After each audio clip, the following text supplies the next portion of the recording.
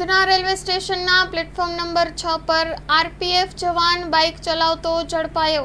Udhna railway સ્ટેશનના platform number 6 પર એક ચોંકાવનારો બનાવ સામે આવ્યો છે, જ્યાં રેલવે પ્રોટેક્શન ફોર્સનો એક જવાન બાઇક ચલાવતો નજરે પડ્યો હતો।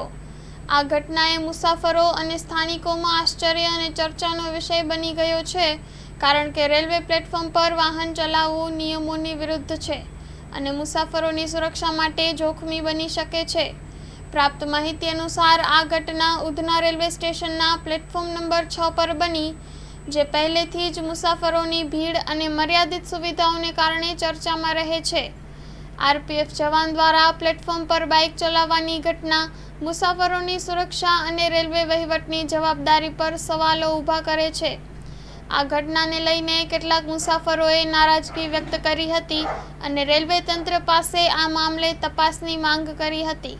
સ્થાનિક સૂત્રોના જણાવ્યા અનુસાર આરપીએફ જવાન શા કારણે પ્લેટફોર્મ પર બાઇક ચલાવી રહ્યો હતો તે હજુ સ્પષ્ટ થયું નથી।